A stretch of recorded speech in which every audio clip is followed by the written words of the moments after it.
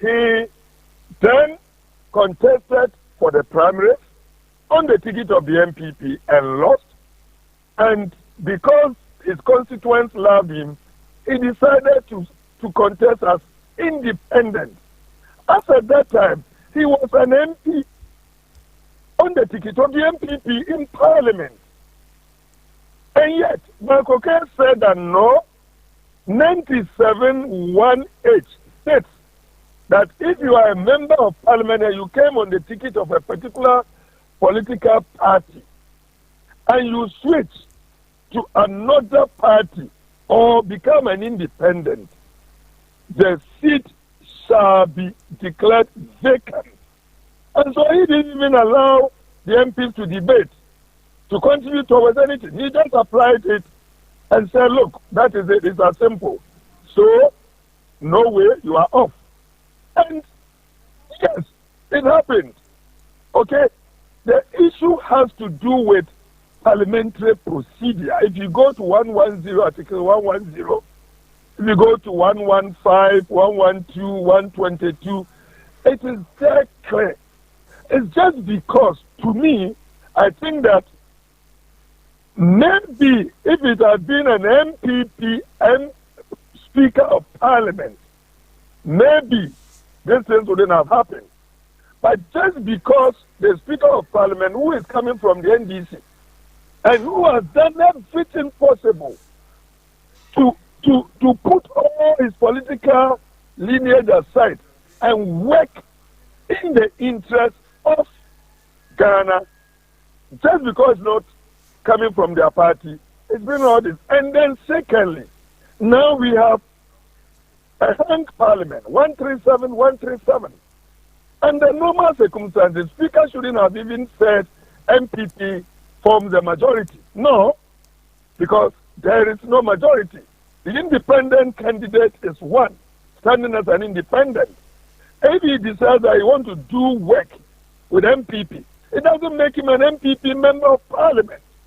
And so in the first place, but because the Speaker said, look, he wants to put Ghana ahead of politics, because when there is no leadership in Parliament, no majority, no minority, it may bring few problems here and there. So he looked over everything and said, look, yes, if a Siama independent candidate says that he wants to go and work with the MPP, I will take it that they now form the majority. And that forms the basis for Phenomarkin, Chairman Sabonso and others to become the majority leader. Okay? And so I don't see the problem. This thing has happened several times. If you recollect, there was a time when the MPP themselves raised certain issues against Adjuan Safo, the member of parliament for Domiko Abenya. They raised it and said her seat must be declared vacant. You remember that there was another attempt to declare 3 seats vacant for non-attendance, 10 days continuous. That included the regional minister Henry Kote. It included Kennedy Japan, that the seat should be declared vacant. But you know, the Speaker protected it and said, look, for the sake of unity, for Ghana to move forward. In any case, the president comes from the MPP, so let us help them to move ahead so we can have a smooth government running their business. This time round, Speaker Godwin was not a bad man. When he now comes to apply the laws as applied by his predecessor, who was an MPP, then hell broke loose. There are so many, and these are processes within Parliament, procedures within Parliament, and the same standing orders prescribes ways when there is a problem, how to resolve. This is an internal issue. So the tender is, oh, I've already done my homework at the Supreme Court, so I'm running to the Supreme Court. And lo and behold, look at the reasons that the Chief Justice, the Supreme Court, gave for granting stay of accusing that hundreds and thousands of constituents within the affected areas will not have representation when the MPs are out. Have you forgotten, sir? For 4 years, Their matter is in court, Supreme Court. What happened to them? Then number two, have you forgotten Asinov? When he had gone through and become a member of parliament, look at the frustrations. He came to the Supreme Court. The Supreme Court said no. And even went ahead to say that he must be expunged every contribution that he did as if he never entered parliament. The people who are saying they don't matter, that they also need to have representation in parliament. And in any case, if you go by the constitution itself, what about if somebody dies now? The constitution says that if somebody dies 2 months or 3 months before election, we are not supposed to go for any by-election. So if somebody, an MP, God forbid, dies now, are they not going to lose representation by their people? So you can see that, look, there are a whole lot of things that don't add up. But of course, the case is, before them, they are doing their own thing. Today, they are supposed to give reasons or judgment or ruling or whatever it is. So, as far as I'm concerned, look, it shouldn't have gone there at all. To me, I think that the judiciary is intruding too much and being assisted by the executive. It is alleged. And some of the actions and inactions are beginning to give credence to some of these allegations. It's sad. It's sad. I don't think it augurs well for our democracy, and we must begin to respect the separation of powers. Nobody is saying that Parliament cannot make a mistake. To be frank, Parliament is not supreme. Parliament is not supreme. Parliament is not supreme. The judiciary is not supreme. The executive is not supreme. The sovereignty of the nation lies in the people. So it is Ghanaians who are supreme. And in any case, for you to become a justice of the Supreme Court, you need approval from Parliament. For you to become Chief Justice, Parliament has to approve you.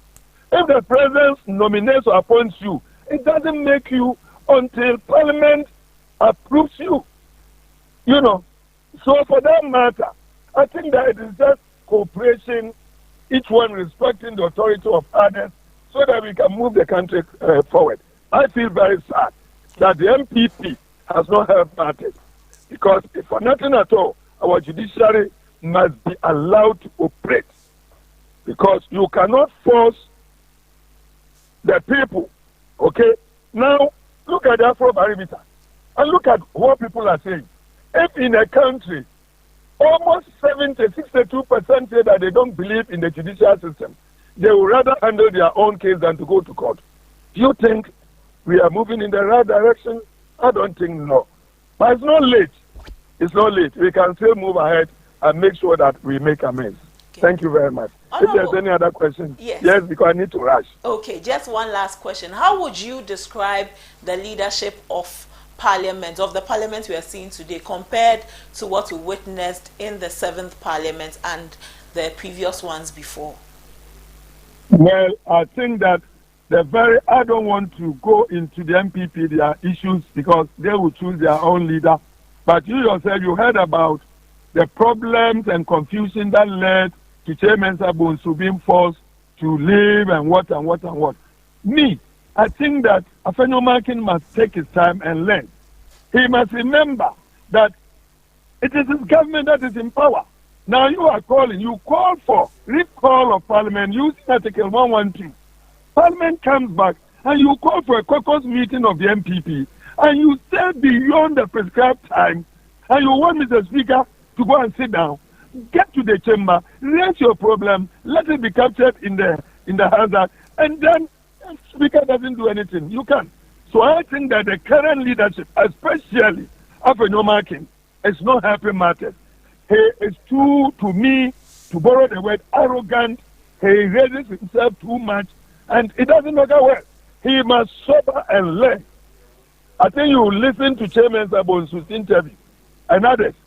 If Chairman Sabonsu were to be around, I don't think this thing would have happened. But one cannot predict. It is the same party. But I don't think that the NDC, they are doing the right thing. Because definitely, if you take the Constitution, okay, and you take the standing orders, the seats have become vacant. a reduction of 2 from the MPP, a reduction of 1 from the NDC, and the independent candidate loses its status. So, if that happens, the numbers will change. NDC becomes 136, MPP becomes 135. The majority now goes to the NDC. This is not rocket science that anybody needs to go and interpret. But instead of sitting, you can talk, you can bring them, look, for 1, 2 reasons, this is, we know that by law this, but because we are in government, we would want you, just cooperate with us. After all, how many months left? Just 2 months or 2.5 months. That is how you judge. You move to them and talk. You don't rush to court. I'm very sorry to say that, thinking that the court will always be there for you. There are very, very, very good justices, magistrates, hard court judges, a lot of them who see their work as contribution to Ghana. Of course, there are others too who would sing the song. Okay? And so, I don't think it's the best. Let us try and protect our democracy, because where we are going is too slippery. I am appealing to my NDC members to come. I know Speaker Gbagwin is so experienced, is the most experienced now. He would definitely paddle the canoe to a very safe shore. So that's what I can say for now. Honorable, you only assess the NPP's leadership. You didn't assess the NDC's leadership. I did it. You forgot it. I said that the NDC, they are on the right path because they are taking it from Speaker has declared and then from the Constitution and standing orders. But I have appealed to them that we should become country first. Let us all come together and cooperate. After all, how many? 26 days. I know MPP is leaving power. And then the majority of MPs of MPP, they will lose their votes because of some of what they are doing. Okay? So we should all cooperate and make sure we need peace. That Ghana, we move forward. The elections are conducted in free, transparent, manner. And the Electoral Commission must be up and doing their work. Okay. Thank you very much. Thank you, Honorable. Thank you for your time. Honorable Amadou Sorogo is a former MP for the Madina constituency. He says that this issue could have been resolved internally. It did not have to go all the way to the courts. And he says that the courts, the judiciary is intruding too much into Parliament and aided allegedly by the executive. So that's a conversation on assessing the posture of parliamentary leadership amidst vacant seats impasse. But today the Supreme Court is set to deliver a landmark judgment on this disputed decision to declare the 4 parliamentary seats vacant. How did this begin? It began when the NDC mentioned that they would invoke Article 97 to declare some 4 seats vacant. Speaker went on to declare those seats vacant after the NDC had invoked their provision under the Constitution. The MPP did not agree with it. They went to court through their leader, Alexander Fenyumark, and it's been we've gone to court to listen to what the court had to say, the Supreme Court had to say. They stayed the execution of Speaker's ruling. Speaker, through his lawyers, also wrote back to Supreme Court because they didn't believe that that was the right thing to do. Supreme Court upheld their decision to stay the execution, and beyond that, Supreme Court set today aside as the day when they would interpret the provision, Article 97, so that we understand Article 97 clause 1 subclause and then all of the clauses under. In this case, when they invoked the provision under the Constitution, they invoked G and H. We've gone through it over and over again. But today, Supreme Court will interpret the 1992 Constitution regarding the parliamentary vacancies. Let's have a conversation with Abbas Mohammed, who is a political scientist at the Kwame Nkrumah University of Science and Technology. Good morning, sir. We are grateful for your time today. Yeah, good morning to you and to your listeners as well. Last week we had some conversations around all of these. Today, the Supreme Court is set to interpret the provision under the Constitution. One thing that has raised eyeballs in this impasse has been about leadership of the two caucuses. We'll come back to the interpretation, but I want to look at the leadership of the two caucuses. Do you think Afenyomarkin and Atoforsen have shown enough leadership in resolving this impasse? Thank you very much. To the extent that we are where we are, and not just that, we haven't even moved from where we started, then clearly it is a failure on the part of leadership. And when we talk of leadership, we will not single out any group, all of them together, including Mr. Speaker himself, because they constitute the leadership of Parliament. So yes, they have failed us. They haven't done anything, and we've not seen any effort on their part so far, as we are all aware, to try to even resolve this issue. They have been very, very, very entrenched since from the beginning, even up to now. We are still hearing, for example, the opposition side saying that any attempt on the part of the ruling parties, legislators, to call Parliament back will be resisted. That is even the extent to which they have gone now, that if the MPP side make any attempt to even call Parliament or recall Parliament again, they are going to resist it. So clearly this shows that nothing actually has been done. Nothing has changed since from the beginning when we started.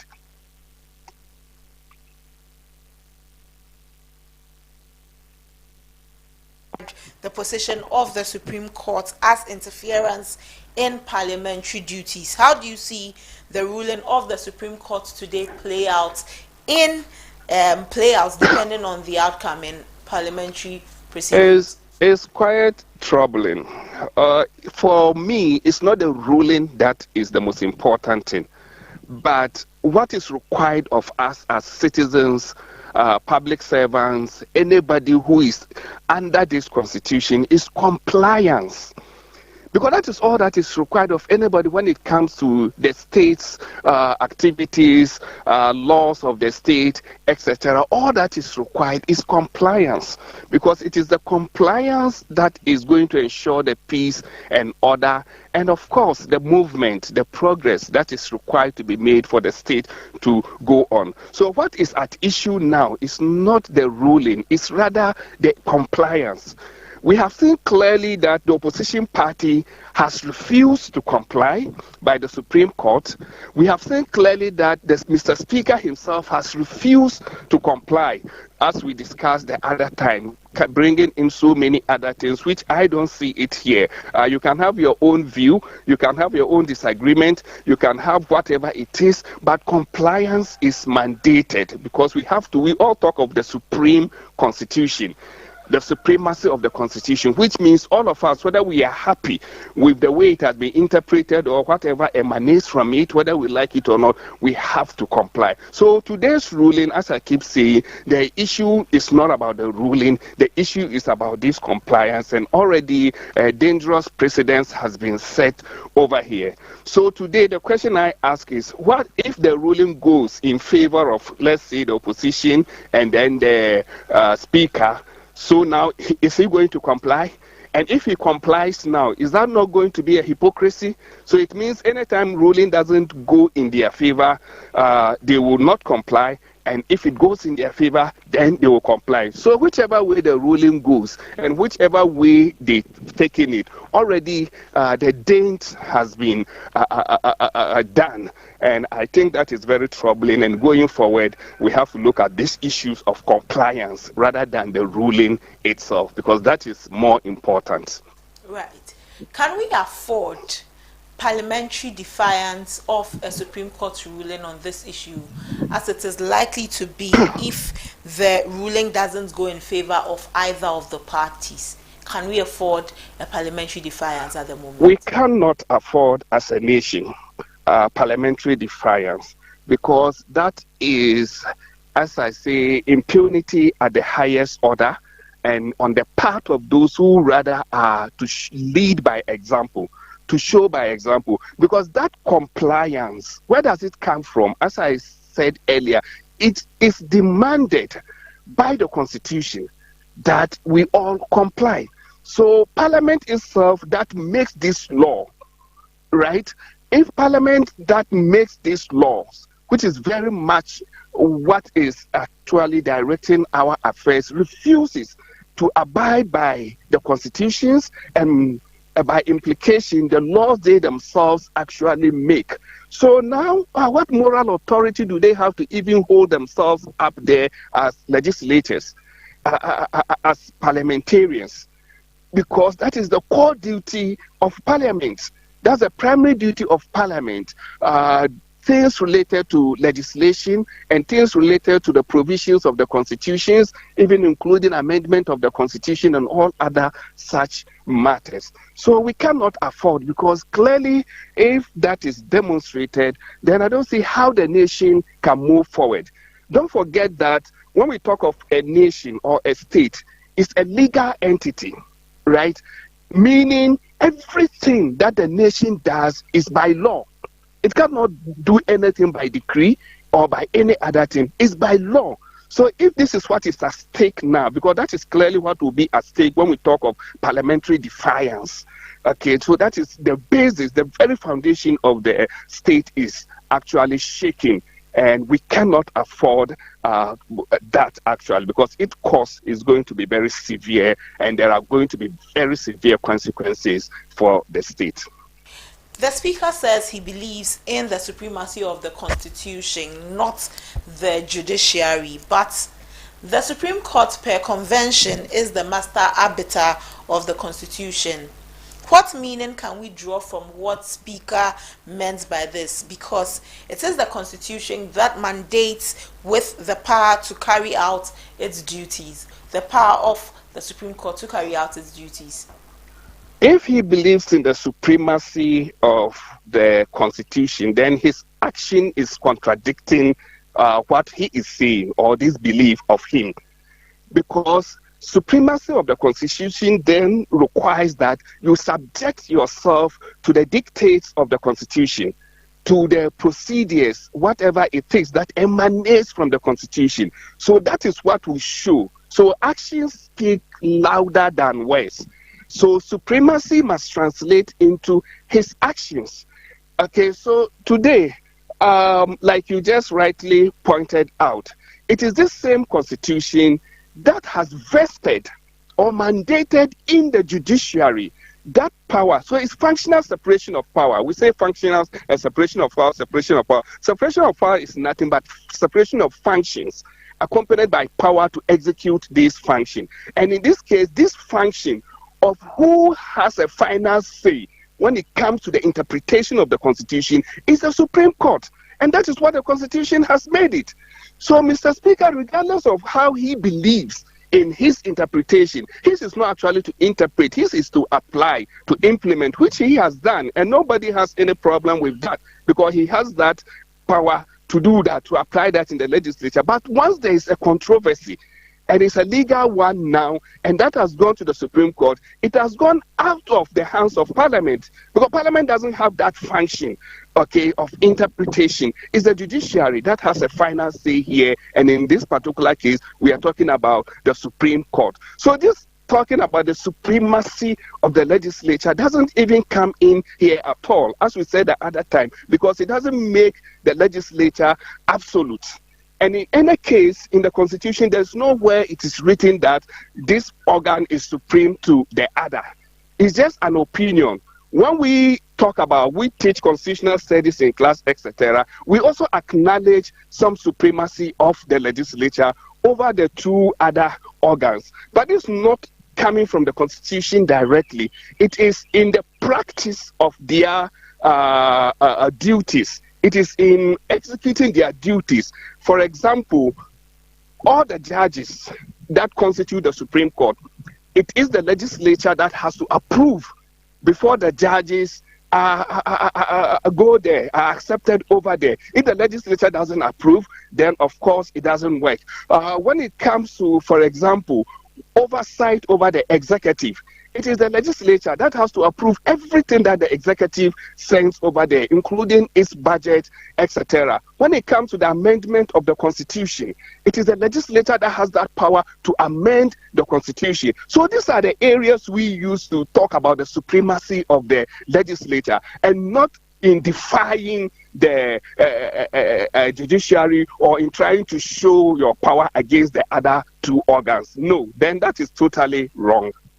Looking at the precedents you have already mentioned as being a dangerous one that has been set, what can we do to ensure that it has not come back to bite us, as the 2020 precedent has come back to bite us at the moment, with only 26 days to the elections? Should this be an issue bothering the parties?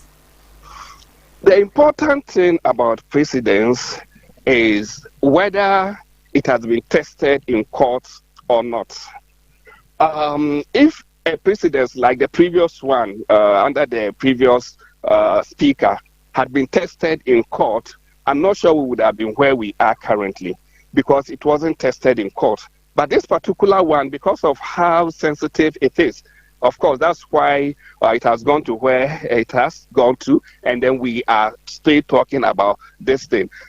So this is a precedent that I think must not be repeated again. It takes responsibility, a people of responsibility, a person of responsibility, to accept that, no, what I did, I believe to the best of my ability, I thought was the right thing, but looking forward, futuristic, how can we proceed this way? Because I was even questioning, what if tomorrow we have another speaker whose behavior is totally unacceptable and decides to do whatever he wants and claim that Parliament is supreme, so they will not abide by any other thing. So that is dangerous. So it has to take responsibility, leadership, who are responsible to accept that, no, this direction wouldn't help us, so that they rechart their course. Other than that, I don't see any other way. Maybe it has to take the citizens, ordinary citizens and civil society and other people to also show their disapproval when it comes to violation of the constitution, not disagreement with ruling or whatever. That one will continue to have it. But when it comes to blatant violation of constitutions and rule of law, and then officials are not willing to do the right thing, then maybe there must be some public pressure also to ensure that they operate the way they are supposed to operate. To the elections, should this be an issue bothering our political parties? And when you are done with that question, what are you expecting from today's ruling in court? Yes, it should bother us going into election, because one would have thought that, as we know, always getting to election is quite tense. There are a lot of issues, high security alert, and so many other things. So this is not the right time to even want to stir or ruffle the waters.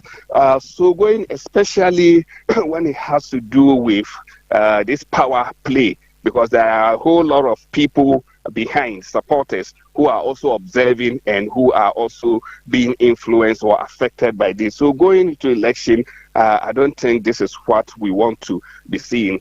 So people should just do the right thing, bite the humble pie, and make sure that they do the right thing. Nobody is above the law. And then you also ask of the follow-up question. Hello. Hello, sir. Can you hear me?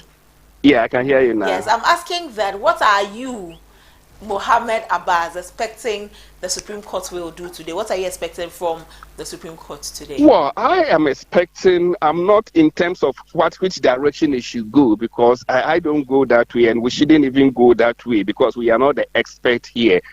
So I am only expecting a very objective, impartial ruling, which is in the interest of the citizens and the state.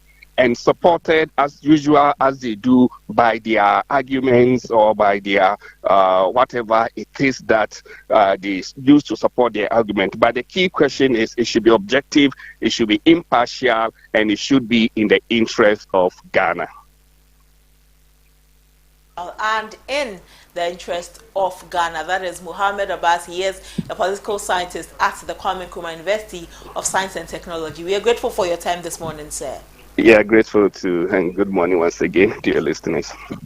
So we're still having a conversation on the Supreme Court. Today, the Supreme Court is set to rule on the vacant seat and pass that has been ongoing at the moment in Parliament, and we are also assessing the posture of parliamentary leadership amidst this impasse. Conversations all about it for at least over a month now. Conversations about the Supreme Court, about these vacancies, and it's also opened our eyes and drawn our attention to the provision in the Constitution, Article 97, where we have called for interpretation of this article. Today, Supreme Court will interpret this provision under the Constitution so that all of us can better understand, and then there can be a way forward.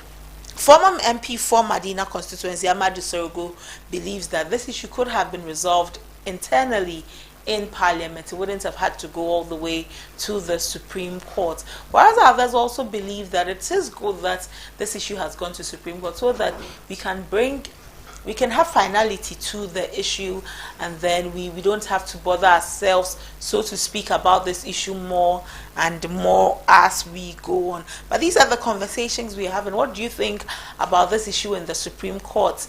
Do you think it has dragged on far enough, this issue about these vacant seats, and has it dragged on too much? What do you think about it? Get in touch with us and tell us. You can send us your comments via our socials at ABC News GH _ and let us know what you also think about the conversations that we're having about this vacant seat. This throws to the political party that they should just have a very decisive win during the election so that we don't have to go back and forth on this. Let's speak with Dr. Frederick Ojo. He is a governance expert on this conversation. Good morning, Doc. Thank you for your time again. Good morning. Today, we might likely see a parliamentary defiance of the Supreme Court if the ruling doesn't go in favor of the Speaker or the NDC. How dangerous would that be for our young democracy if we see a defiance? So that will not be for Parliament. It will be for the Speaker, and it will be for the NDC.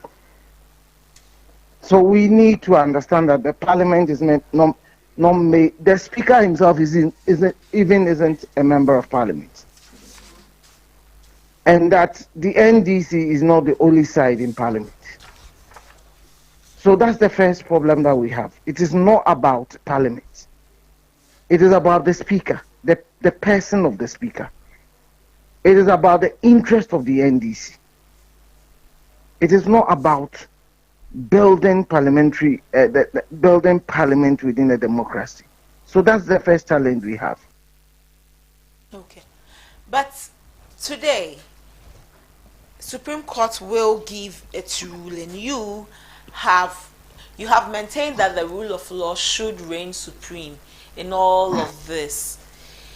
When the Supreme Court gives its ruling, how are you expecting the rule of law to reign supreme? Obviously, there are people who have dissenting views. However, the Supreme Court interprets this, some will have dissenting views. So how would you expect the rule of law to reign supreme? Okay, you see, the courts have the power to adjudicate, and nobody can take that away from them. We may not agree with the decision of the court, but we are bound by the Constitution to respect the ruling of the court. If the court gives a ruling and you are not satisfied with that, you can go back to seek a review. But even when you are not satisfied with the ruling, the review, you can always express your views about the decisions of the court, but you cannot defy the decision of the court. So if you think you can defy the constitution by defying the decision of the court, how do you expect me to also respect you or to accord you any to accept that you also have a say in this whole thing? Even the president, if the president defies the ruling of the court, can be impeached. So the point is that if we claim to be Democrats, if we claim to believe in the rule of law, let us all respect the law. The decisions of the court may not always go in favor, or we might not always find it favorable to us. But then, because this is the system of governance we've accepted to be ruled by, we have to accept it. But I would want to wait and hear the final verdict of the court. Because even within this whole shenanigan that is going on, the speaker claims he's not giving a ruling. You see, the whole thing is quite funny. The speaker claims he's not ruled on the membership of those 4 MPs in the parliament. But then his party claims the people have been removed. Who removed them? The speaker says he's not removed them. But yet, we have found the NDC claiming that, oh, these people have been removed. For which reason, they are the majority side now. Whatever the majority will do for anybody at this time of the tenure of this parliament, I find it strange. So what really is happening? So for me, if anybody defies the Supreme Court ruling, it is tantamount to, staging a coup d'etat. And if you are a Democrat and you are a coup maker, what does that say about you? Doc, some are calling for the speaker to assert his leadership to resolve this issue. In what form do you think the speaker can assert his leadership, considering he is the one at the center of all of this conversation? It starts with what is the speaker's, is he there for the NDC or he's there for Ghana? For me, that's how I see it. If you are there for Ghana, you abide by the rules of Ghana. If you are there for the NDC, you do the bidding of the NDC. I insist that the speaker is acting because the NDC is pushing him to do that. This is not the speaker who started this parliament. Let's be truthful about that. There's so much pressure on him to do the bidding of the NDC.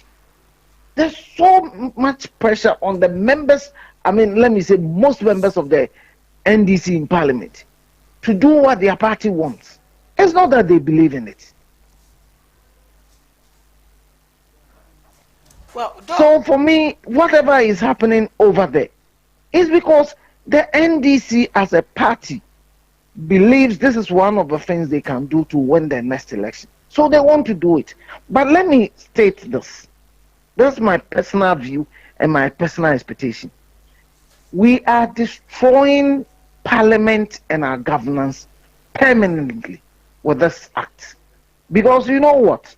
Even if you go back to 1996, where NDC had just about 66 members of Parliament, and the NDC had outright majority, the NDC needed the MPP to transact business. Because our parliament, our governance system is such that the president, whoever is the president, is obliged by law, by the constitution, to appoint a majority of the ministers. That's the ministers and deputy ministers from the parliament. So at any time, every ruling government needs the opposition party, the minority side, to be willing to be present in most of the times for business to be transacted, even forming quorum. Now, there is every indication that in the next parliament, no party is going to get a huge majority.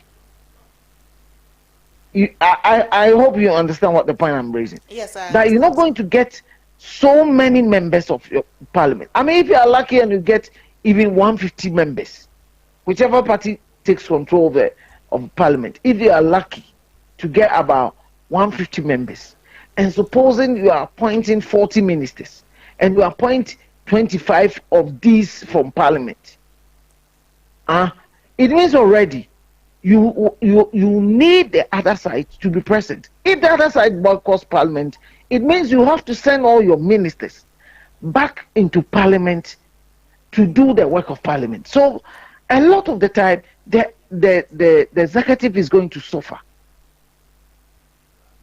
So I think that level of consensus that's used to pertain in our parliament over the last 4 years, that level of consensus has virtually been eroded, because when Haruna Idrisu and his leadership of the minority side decided to cooperate with the majority side or the MPP side, we saw the insults they received from no less a person than the communication officer of the NDC.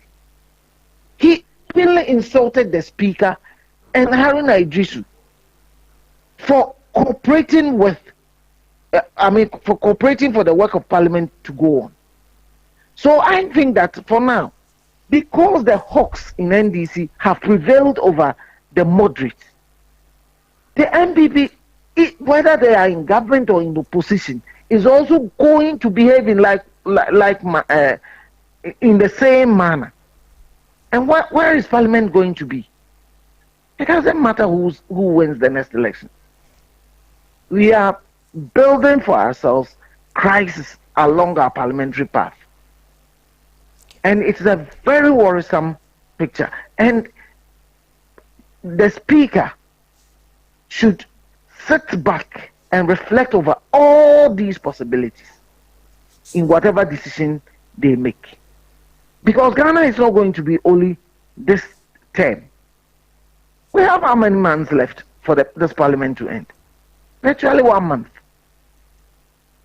So if this is the behavior we're going to have, then we should brace ourselves for more challenges in the years ahead.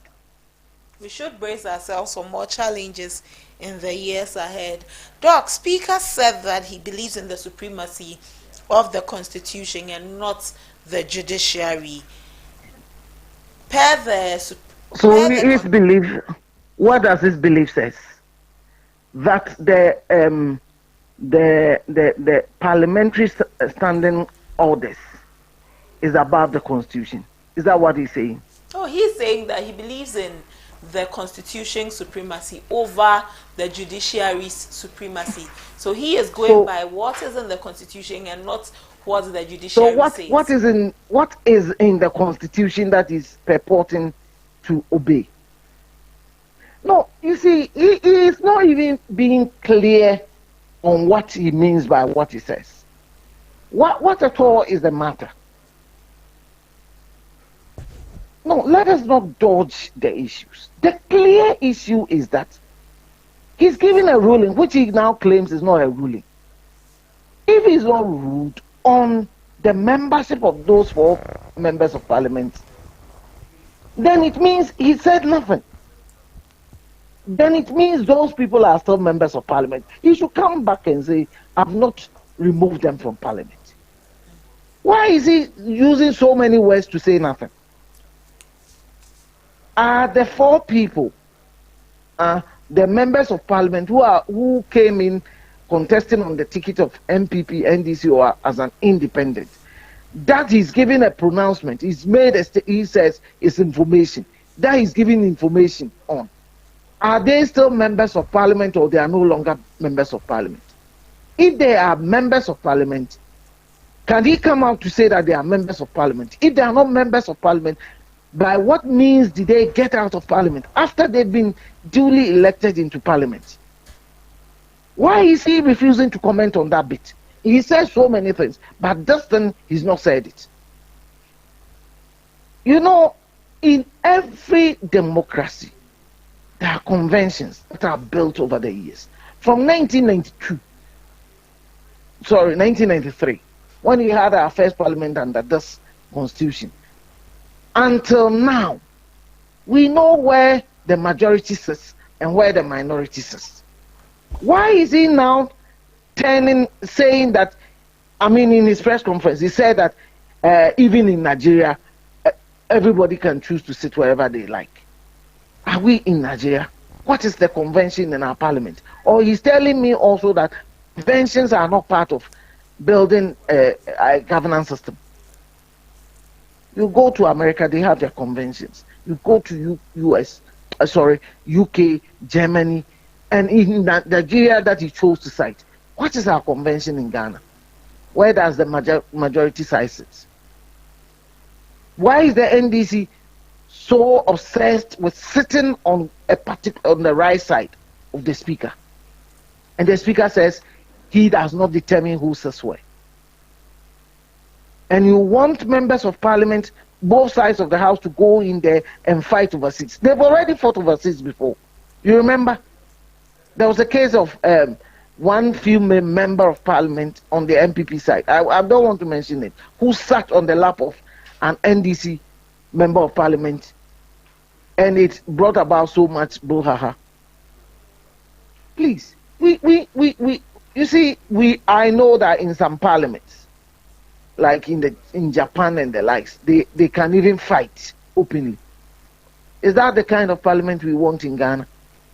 That we see our members of parliament engage in fisticuffs because somebody sits here every day for 4 years. 3 years into 4 years. Somebody has sat on one side. Then the following day, some people get up and say, "Oh, we are the majority," and we've sat here. And he says he's not declared any majority. And even today, he's saying he is not the one who declares who is the majority. Is it really true? Has he never pronounced one side to be the majority group in this parliament? So maybe the speaker himself should look himself in the mirror and come back to tell us that indeed he is not the one who has led parliament into this hole. Dr. Joe, in all of these comments by the speaker, the comments from the various sides of parliament, are we playing a politics of convenience? You just mentioned that speaker says this in one breath, in another breath he's saying another. Are we playing a politics of convenience? No, it is all politics. It is not about governance. It is about the next elections. It is not about moving Ghana forward. If some people will be happier, you see, let me state this. There have been people who even thought that if there should even be a coup d'etat in this country, that can help bring their parties or their side of the political divide to power. They will be happier with a coup d'etat. They believe that I must get power at all costs. So anything and everything I can do to get into power, it doesn't even matter. For them, it is being in power that matters. But there is more to being in power. There is more to being in power. You must be in power on the acceptable beliefs of the people who must put you in power. And we must be in power to change the lives of our people. And that's what our politicians fail to appreciate. They love being in power more than using power to bring about development. That is why we are so stagnated, or even we are retrogressing as a people. We are always thinking about the next election, not what we do in between the elections to make our people better off. At the end of the day, it is about their egos. It is about their own well-being. It is not about the well-being of Ghanaians. And most of us as a people, we are also blinded by our loyalties to political parties, that we don't even look at what is good for the country. And that is the problem we have. The leadership failure we've had in this country Look at the benefit we could have had. Now we've had this democracy for how many years? 32 years. We are still limping. Things we could have done better for ourselves. We failed. Our leaders have failed us woefully. And we sit here talking about who is a majority and who is a minority when there's a country to be governed. Dr. Joe, today the Supreme Court will give its verdict, its decision. What are you expecting after the Supreme Court has made its declaration? You see, I have decided to be a Democrat, a believer in the rule of law. I may personally not be happy with the verdict, but I like having a verdict, a clear verdict that tells everybody this is what we must do. If I disagree with it, I will come. I wouldn't mind sharing my views about what I think may be wrong or unacceptable with the verdict. But I will insist that no matter what, everybody respects that verdict. It doesn't matter what the verdict is. Today, the Supreme Court can come and say that indeed those people should be removed from Parliament. I don't care. They can say they should stay in Parliament. I don't care. The point I need is that they've given a ruling, if that is what the ruling is about. If there is an interpretation to be made, I'll be happy to see clearly the Supreme Court giving an interpretation that indeed this is as it should be.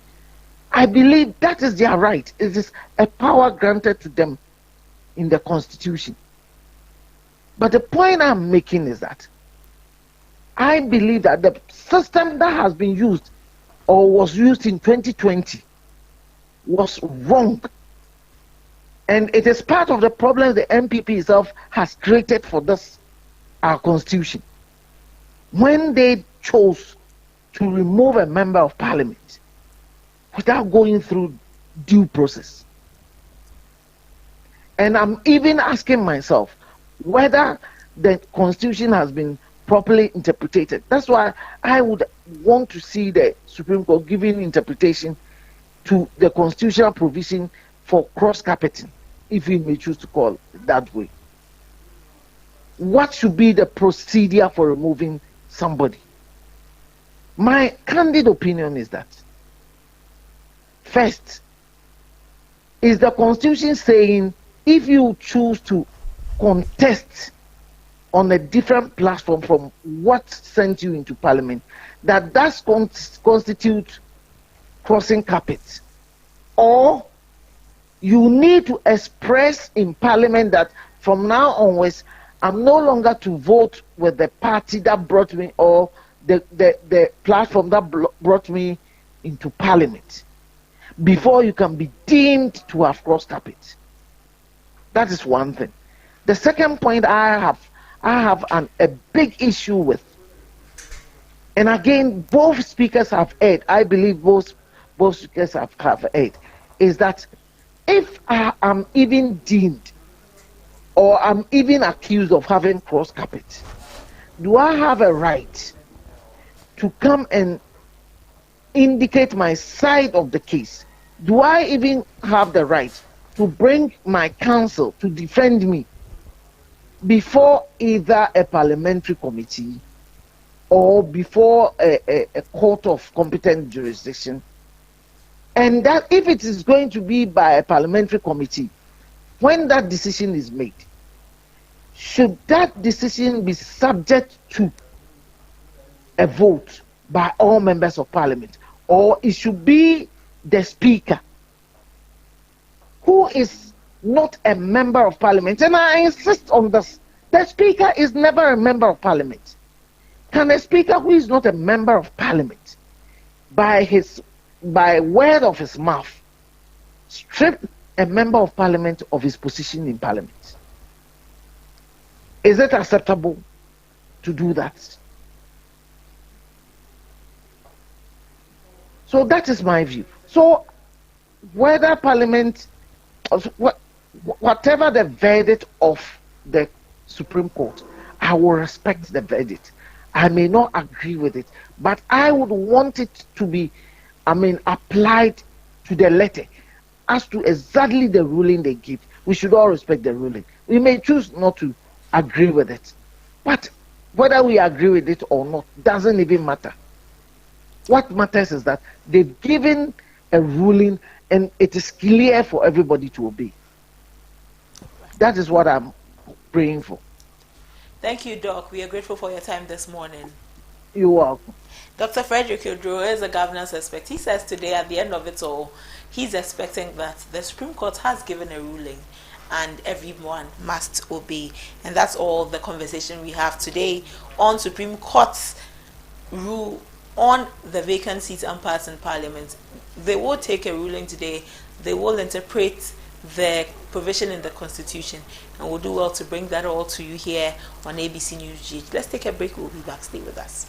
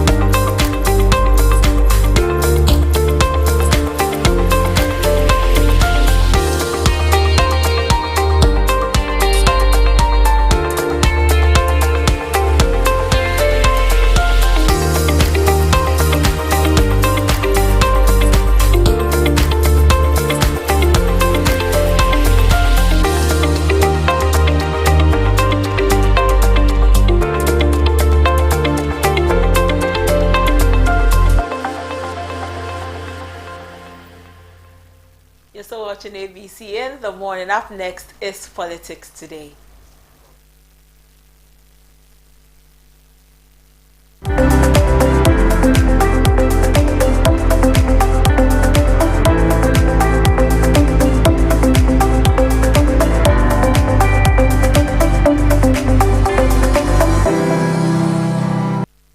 Today on Politics Today, we are looking at tribal and religious politics ahead of the 2024 elections.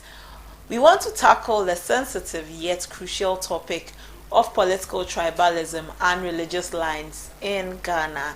As we navigate the complexities of our democratic journey, it's essential to examine how these factors influence our politics. In recent times, concerns about political tribalism and religious divisions have dominated public discourse.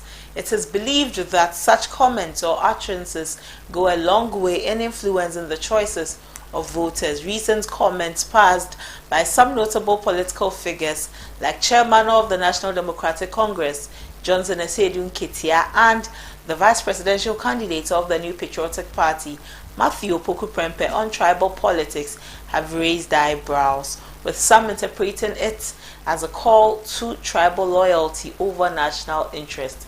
Before we proceed, let's take a look at some of the recent comments made by these figures and also what some of you have had to say about this issue.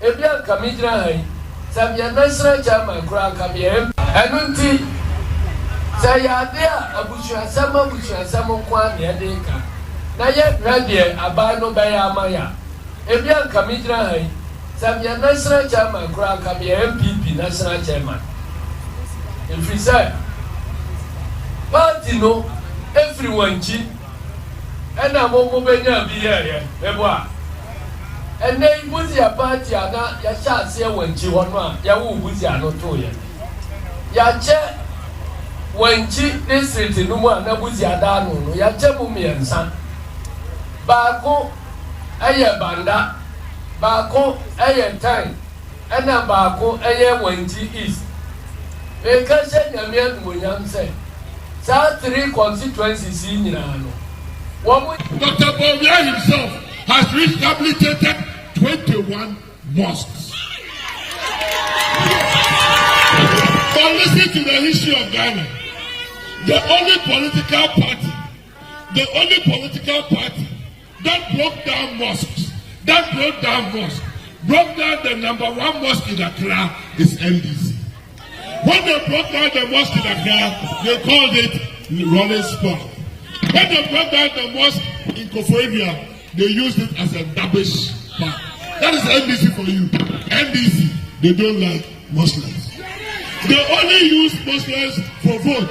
Listen, I say what? They only use Muslims. When President Koforidua built the Jubilee House for all presidents, and President Mills and Muhammad came, they said Jubilee House is near Nima, so they won't live there. It's in Nima, Zongo people. Right? For 8 years, they never lived in Jubilee House because Jubilee House was near Zongo, and Zongo is Muslim. Meanwhile, they vote highest for NDC.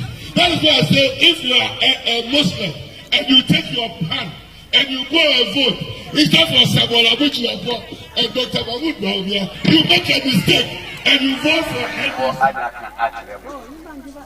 Anokware ewo honi se memma obi mbedada o se wuntie ni o memma obi mbedada o se Bawumia yire eye fulani ni nti kotoma Bawumia efise Bawumia yire no eyaware na wako onu akọ no obi wo ho ena o ma reject nipa no ena nde wo no ewo ho Senukuno ebe ye president sa no betini agile na waware oba foforo nti ojaile no waware oba foforo a wo fulani ni na wakoto abama no wugina bia eyede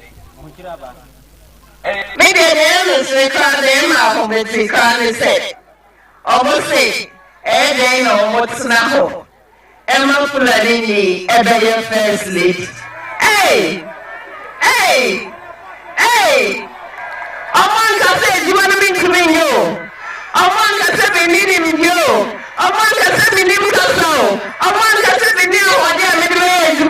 I was a baby, I'm free tea. And you know, me, I'm not just also a day. Oh, moo.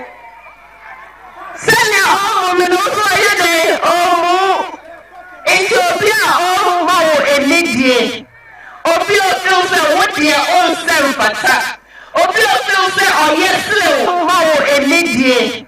Obio feels that what they are all self attack. Obio feels that oh yes, what do you to me better than Sana? What do you to me better than Sana? So what they are all self attack. So you've heard this. How does this sit with you?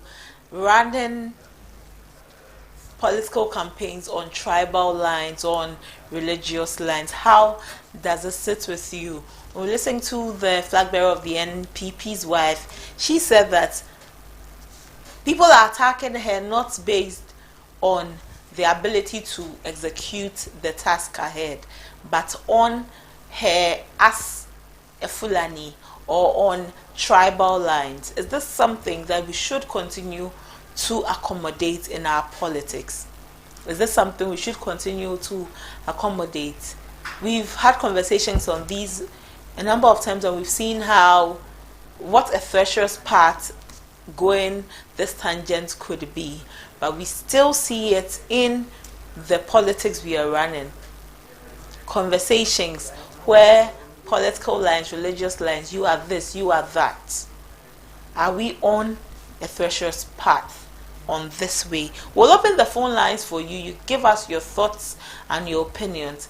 In any case, have tribal religious sentiments ever played a role in the way you vote, or you vote on policies? You can call us on 053-916-1609. You call and we'll speak with you. But before we open the phone lines for you, let's speak with Dr. Jonathan Asante-Okyere. He is a political scientist at the University of Cape Coast. Good morning, Doc. Thank you for joining us. Hello, Dr. Okyere. We'll establish contact with Dr. Jonathan Asante-Okyere so that we can have more conversation on this politics along religious and tribal lines, especially in this day and age, 2024. Should we still be going on that tangent? In any case, is it able to reach you when you hear politicians make such remarks? Does it ginger you to vote for them, or does it throw you off? Does it throw you off? For some, if they hear anybody run any campaign like that, they obviously will look at them with disdain, and because of that will not give their votes to them. Are you like that? Are you that person that when you hear speeches like these, it throws you off completely and it makes you not want to associate with a group like that? Or you belong to that party that you believe that tribal and religious sentiments in our politics also helps in the way we run our politics? You can let us know what you believe, what you think, and if these have ever even impressed on you to make a decision to vote. Has this ever impressed on you to vote during the election along religious and tribal lines? Have you ever made any decision on those lines before? You can call us and tell us what you think. You can call us and tell us what you believe. Have you ever made decisions like these before? Dr. Jonathan Asante-Okyere is a political scientist at the University of Cape Coast. Good morning, Doc. Thank you for joining us. Good morning. From where you sit, correction. Political analyst, not a political scientist. Political analyst. Pardon me, sir. Thank you. You're welcome.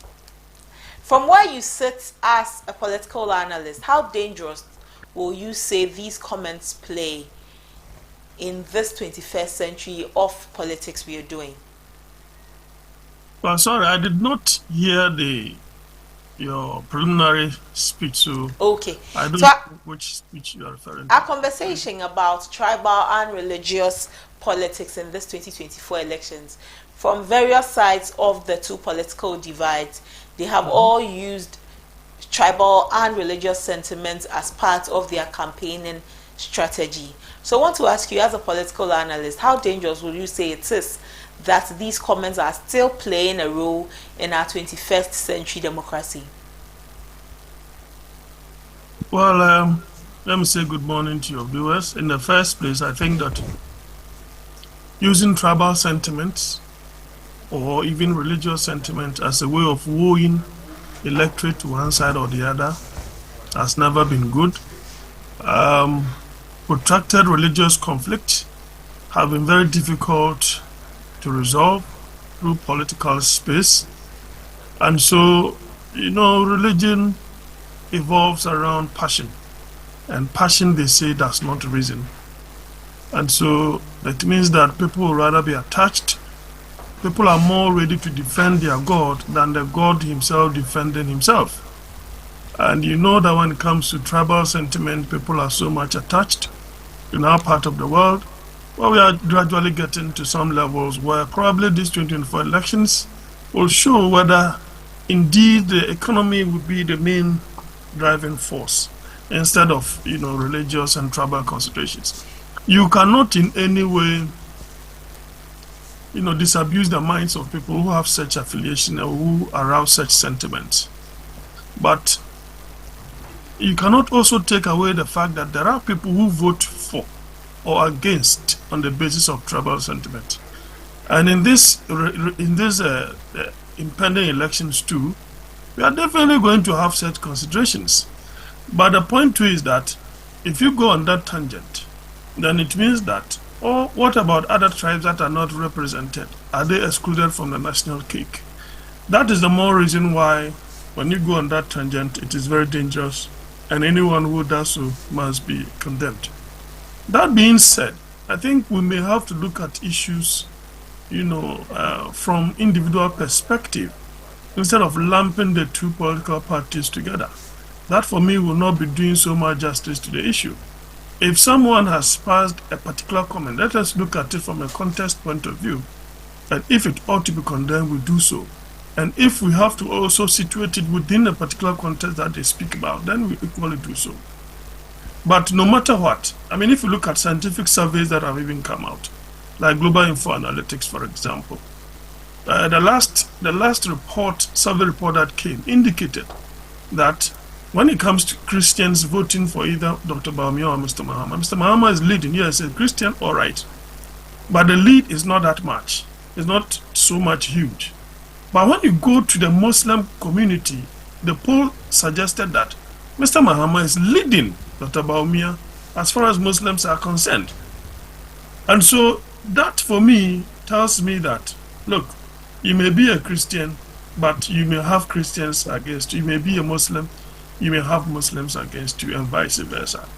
And so there may be other supreme considerations for which we may have to, avert our minds to. And that, if you listen to many Ghanaians, is the economy. The economy, joblessness, they are talking about education, infrastructure development, health, and so on and so forth. And so these are the realities. You must be alive to worship God. So if the economy is mistreating you, I don't think that you should first be thinking about religion. Because in the same, as far as the Christians are concerned, they say that man must not live by bread alone, it is both. And so as far as you are taking care of your spiritual needs, your physical needs as a human being, that is why you are here, must equally be taken care of.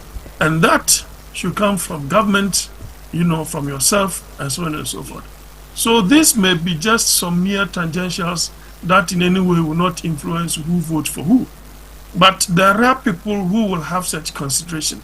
But does not mean that you go and stand on a platform and be using religious sentiment as a way of wooing voters.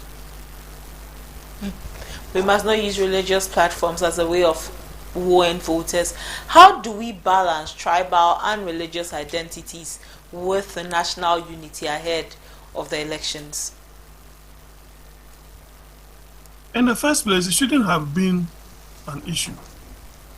But what I see is that, and in reality, I see if we talk about tribal and religious, Dr. Bawumia is disadvantaged.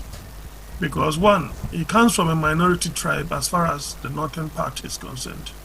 Two, as far as this country too is concerned, we are talking about 71% Christians and about 17% Muslims. So he also stands at a disadvantage. That is why you could realize that in the beginning, you could see him trying to bridge the gap by virtually going and creating the impression as though there is some kind of religious conflict in this country. There has never been religious conflict in this country, so it is a non-starter. I believe that after receiving some backlashes here and there, he has really stopped that particular thing. But he's been on record, meeting some Muslim colleagues and telling them that it is now their time. Those are tribal sentiments that probably ought not to have come out, maybe within or behind closed doors. That ought not to have come out because they do not in any way help develop our national. There isn't any iota of truth that development come about because of religion. But the essence of religion or tribal is to live, peacefully among each other. No tribe is superior to the other. No religion is superior to the other. That, for me, is the way we should look at it from a national development perspective. Because any attempt at showcasing one particular religion over the other, will not augur well for the peace that we've been enjoying. And you see, by the time you see a religious conflict degenerate into tribal conflict, the time will be long gone and we'll just be counting our losses. I think that at this point in time, we have people who are contesting from different religious backgrounds. Maybe most of them are Christians, and a few maybe Muslims. I don't even know how many Muslim personalities do we have contesting. Apart from the top, I don't know if Hassan Ayarga is a Muslim or a Christian. And you see, that for me is inconsequential. That is why I don't need to know. The common denominator of which every rational human being will look at is the economy. How has inflation taken away or eroded, your purchasing power? That is a question government will have to answer. Interest rate. Am I able to access, loans at the bank, of which the rate is quite low? It is the opposite. It has become very high in our current government. What about the cedi to the dollar? From 4 cedis or 4 cedis 20 pesos to 17 cedis 20 pesos, and it's still going up. What does that mean? What does it translate into? Translate into higher prices, because you need more cedis. If you're not careful, your capital will be eroded. So you go, you bring in goods, you price them at a certain rate, only for you to finish selling, and you realize that the same cedi cannot command that particular dollar that you got. And Mr. Kennedy Japan has illustrated this time without number. These are the common, identities, or the, what do I call that? The baseline that people will be using. Now, is government able to create jobs? That is difficult. The interest rates are high because businesses are supposed to borrow, expand their business so they will create jobs. If you listen to Dr. McDan, yes, and what he said lately about how the business environment is so poisonous, policies are not helping businesses. Then Mr. Ochredako takes him on, using some kinds of views that for me are inconsequential. These are people who are paying close to 7,000 employees. You just don't joke with their views. And they create the jobs, not government. Government, they run services. They run services. They are supposed to create an enabling environment for jobs to be created. So if Ghana Statistics Service tells us that our unemployment rate has increased from 8.2 or 8.3 to 14.7 in our current rating, that is a reality. Doc, before... So it is not just religion and tribal this thing. We need to relegate these things to the background. Yes, you may have some politicians or illiterate who will want to take advantage of others. Because if for example, Madame Agrada can have fellowship in her so-called church, then that is why they will define religion as the opium of the masses. They can easily be swayed this way or that way. But we are in an information world that people can easily, decipher the truth, from a falsity. So it will play some insignificant role in the views of some electorate in terms of deciding who they vote for. We are grateful for your time this morning, Doc. You're welcome. Dr. Jonathan Asante-Okyere is a political analyst at the University of Cape Coast. He says it is dangerous to campaign along tribal and political lines. We must relegate them to the back, and we shouldn't have conversations on these. It shouldn't be what drives our political campaigns. That's all for politics today. But on the same topic, we'll move into Ghana Speaks, where your voice matters. You call us on 053-916-1609. We are discussing tribal and religious politics. We want to hear your voice. Ghana Speaks is up next.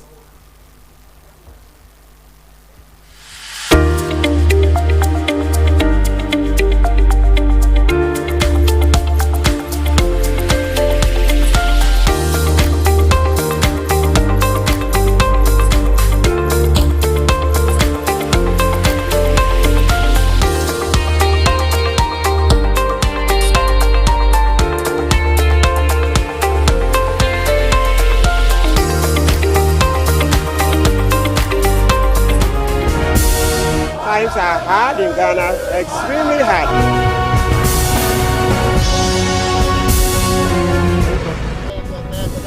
As we gear towards the 2024 general elections, there has been conversations around having a presidential debate. Will it happen or not? This is Ghana Speaks. Ghana Speaks, your voice matters. You call us on 053-916-1609. Tell us what you think about tribal and religious politics. Are they conversations that appeal to you when you are taking decisions about voting? We got onto the streets to speak with Ghanaians about what they think. Let's listen to them. When we come back, we want to hear from you. 1053-916-1609. To vote for someone who can work. We vote on the person's capability. What if I vote for someone who can't work? It means he's just coming to chop our money and go. I won't do that. They've all brought out their manifestos and then others. I vote for what I think is right, what I know the person can do. If the person can't do it, why am I voting for the person? No. And me being a Ghana doesn't mean I'm going to vote for someone who is a Ghana. I'll vote for someone who I know can do the work. We are all Ghanaians and we want it to move forward. We don't want it to go back. Vote to Keanoya. Noya. Boni Bafini Maya. No, money to tribalism, money. No. I don't believe in that. I vote based on. We've heard what some Ghanaians have to say. For those who spoke Ghana, they said that you have to vote based on what is happening and not on any tribal or religious decisions or sentiments. The lady said that there are more poor people than there are the rich people. We should have a leader who would take care of our economic situation. Hello, your name and where you're calling from? I'm called Solomon from Wale Wale. Solomon, do you vote based on tribal or religious sentiments, or you have another anchor on which you vote? Actually, I think what Doctor, the kind of how they call it, politics is doing is unfortunate. Let's try to take that one aside. To me, I am a Christian and I'm a member of NPP. It doesn't matter whether it's a Muslim or a Christian who is leading the party, right? So these kind of things, I think that was pre-colonial era. For now, we are looking at the economy and then what the person is bringing up as to whether it will benefit you if the person comes to power, right? So when I heard his comment about religious, I think they have to sit him down and educate him because it's very pathetic. Okay. Good morning. Thank you, Solomon. Solomon from Wale. Let's take another call. We'll take 2 calls and then that will be it. Hello, good morning. Your name and where you're calling from? Hello. Please turn down the volume of your TV set so we can hear you. Hello. Hello. Your name and where you're calling from? I will speak to you. Please go ahead. Mr. Mucho, listen to the American say. I was set. Over my time, the crime to my baby to know ye. Ghanaian, but not a little free. I use the baby.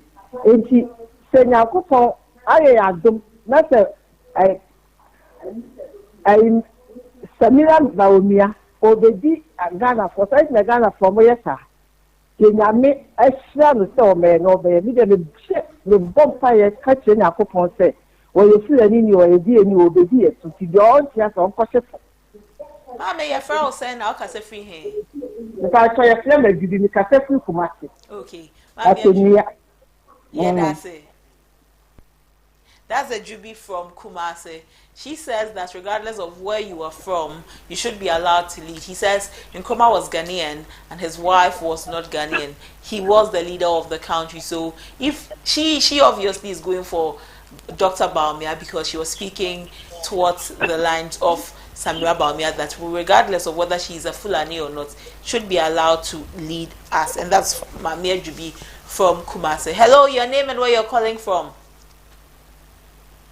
Hello, good morning. Good morning. I'm calling from Boko. Okay, what's your name, sir? My name is called Gomna. I'm a Fulani. Okay. Let's hear My you. name is Agomna. Agomna, let's hear you. Through I'm a Fulani. Okay. I'm an MPP supporter, but MPP, I won't vote MPP for this year. Okay. All right. So it means you don't vote based on tribal I won't lines. vote MPP. I won't vote MPP this year because my sister or my daughter husband is a wicked man. All right. Agomna, thank you for calling. So he called from Boko and he says that he is Fulani, but he won't be voting for someone who is also in the same tribe as he is. So it means that many Ghanaians don't literally look at tribal or religious lines to vote. It means we can do better as a people. We should rather speak about the things that matter to us and not always beat the drum on the side of religion or tribalism. That's all for Ghana Speaks today. We'll open the phone lines in our subsequent conversations, give you all the time that is available for you to have your say on ABC in the morning. Thank you. And that's it for Ghana Speaks. Happy Hour is next.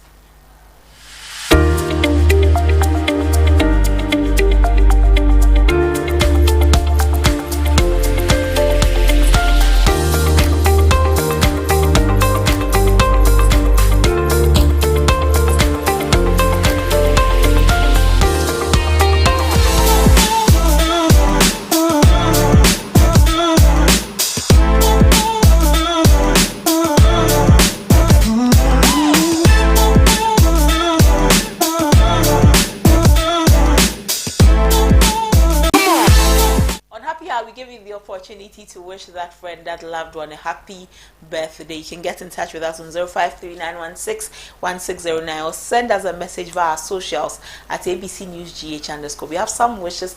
Let's wish them a happy birthday. Happy birthday, Elvis. This is coming from Lawrence. May the Lord increase the oil on your life and be used mightily for greater exploits. May he cause you to fulfill destiny. You do well. God bless you. And this is a happy birthday going out to Elvis from Lawrence.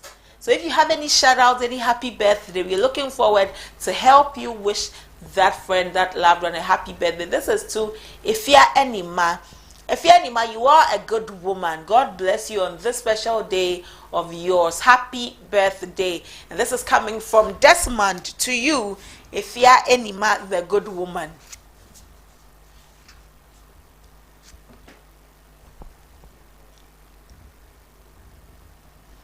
This is happy birthday to Superintendent Ifia Tenge, retired, of the Directorate of Media Relations and Parliament.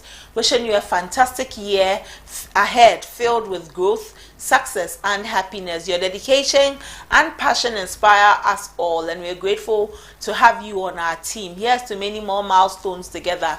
From Emilia Enin, Head of Public Affairs, Fair Wages and Salaries Commission. Happy birthday to Pretendant Ifia Tenge, retired, of Parliament. And this is also happy birthday going out to Silas from Parker. Happy birthday, my dear friend. It's been such an incredible journey, sharing laughs, memories and adventures together over the years. I'm so grateful for our bond, and I can't wait to see what more life has in store for us. Wishing you a year filled with love, joy and endless blessings. Enjoy every moment. This is from Parker. A happy birthday to you, Silas. Happy birthday to Nima Te of UTV. May this special day bring you joy and a sense of accomplishments for all that you've contributed. Your hard work.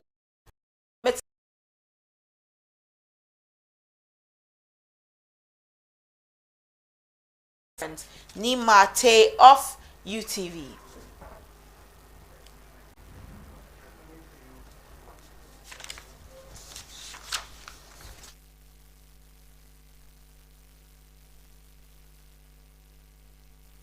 these happy birthday and shout outs, we end ABC in the morning today. If you have any shout outs, you have a happy birthday, you want to wish that friend, that special person, that lovely person, get in touch with us and we will help you do that. Today on ABC in the morning, we brought you Front Story, where we looked at the agricultural sector under the Akufo-Addo Bawumia government. We brought you sports, Tech Trick, Ghana Speaks, where you gave us your opinion on tribal and religious politics. On Business Fix, we looked at Bank of Ghana suspending tap send, and on our main discussion, we assessed Parliament. Today, Supreme Court is set to give a ruling. They will be interpreting the Article 97, the provision under the Constitution. Rest assured, we will bring you all of that here on ABC News GH. And on politics today, again, we assessed the talks and the way politicians speak on platforms, especially along tribal and religious lines. That's all we brought for you today here on ABC in the morning. If you want to be featured on our executive interview, get in touch with us on our number 0539161609. This is the segment for you where you get to talk about that startup, that venture, that service you are provided. And know that since we are getting closer to the elections, we're bringing you the poll center for your credible information about the elections. This is your go-to for every credible information. And at the poll center, we say votes, not violence. Pay attention to your votes.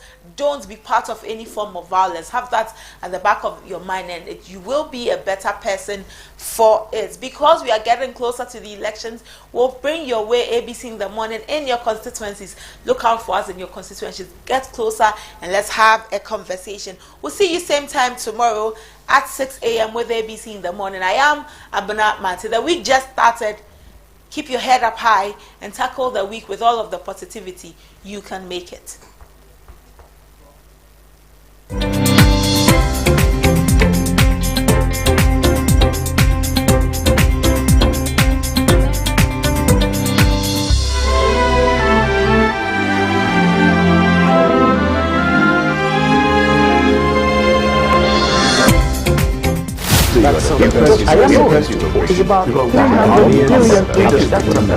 This is where the headlines are probed. Policies scrutinized through an objective lens with an unbiased approach to every discussion. Key in to a series of pulsating conversations with the hard questions. Why do you still want to run when you have failed? I haven't. What do you mean by failed? In-depth analysis of policy proposals. If it's a temporary program, why do we want to still create another gold reserve exchange program also to address a temporary issue? If you introduce a temporary measure and you realize that the temporary measure works and is sustainable, you have to rethink whether or not it should just be temporary. And every agenda and positions intellectually debated to set the record straight. Look, you still don't answer the question now. Go on. Question is, if Article 78(1) is anything to go by, your ministers of state largely are supposed to come from the parliament. Yes. The law says that not less than 10 and not more than 19. So these are your cabinet, your ministers of state you're going to get. How do you intend to resolve? Have you thought about managing that head-on? Absolutely. If I hadn't, I probably would not get on the fray to do this. On Focus on ABC, we focus on the matter, the personality, and the answer beyond the rhetoric. Focus on ABC shows every Thursday at 7 p.m. only on ABC News Ghana Television.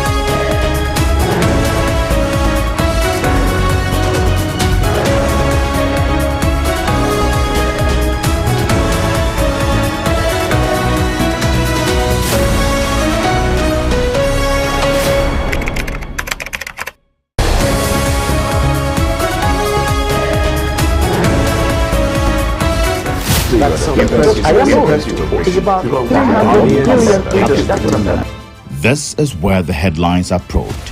Policies scrutinized through an objective lens with an unbiased approach to every discussion. Key in to a series of pulsating conversations with the hard questions. Why do you still want to run when you have failed? I haven't. What do you mean by failed? In-depth analysis of policy proposals. If it's a temporary program, why do we want to still create another gold reserve exchange program also to address a temporary issue? If you introduce a temporary measure and you realize that the temporary measure works and is sustainable, you have to rethink whether or not it should just be temporary. And every agenda and positions intellectually debated to set the record straight. Look, you still don't answer the question now. Go on. Question is, if Article 78(1) is anything to go by, your ministers of state largely are supposed to come from the parliament. Yes. The law says that not less than 10 and not more than 19. So these are your cabinet, your ministers of state you're going to get. How do you intend to? Have you thought about managing that header? Absolutely. If I hadn't, I probably would not get on the fray to do this. On Focus on ABC, we focus on the matter, the personality, and the answer beyond the rhetoric. Focus on ABC shows every Thursday at 7 p.m. only on ABC News Ghana television.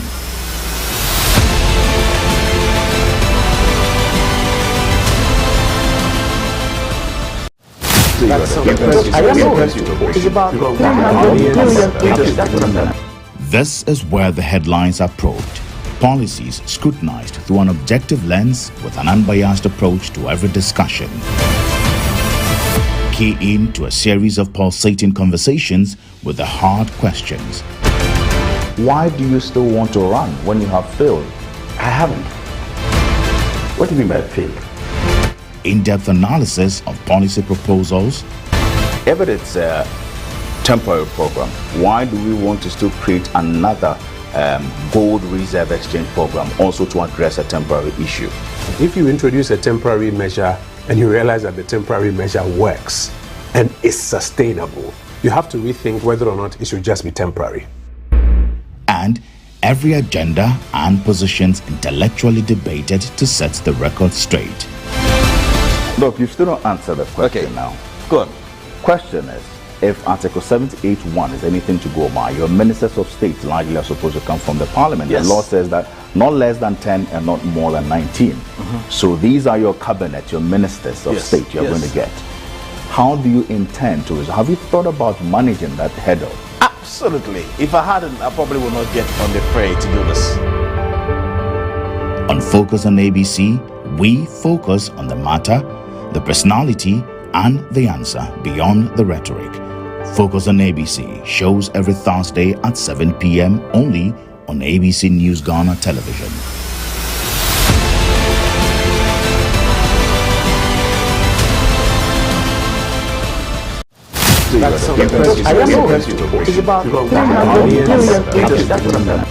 This is where the headlines are probed. Policies scrutinized through an objective lens with an unbiased approach to every discussion. Key in to a series of pulsating conversations with the hard questions. Why do you still want to run when you have failed? I haven't. What do you mean by failed? In-depth analysis of policy proposals. If it's a temporary program, why do we want to still create another gold reserve exchange program also to address a temporary issue? If you introduce a temporary measure and you realize that the temporary measure works and is sustainable, you have to rethink whether or not it should just be temporary. And every agenda and positions intellectually debated to set the record straight. Look, you still don't answer the question now. Go on. Question is, if Article 78(1) is anything to go by, your ministers of state largely are supposed to come from the parliament. The law says that not less than 10 and not more than 19. So these are your cabinet, your ministers of state you're going to get. How do you intend to? Have you thought about managing that header? Absolutely. If I hadn't, I probably would not get on the fray to do this. On Focus on ABC, we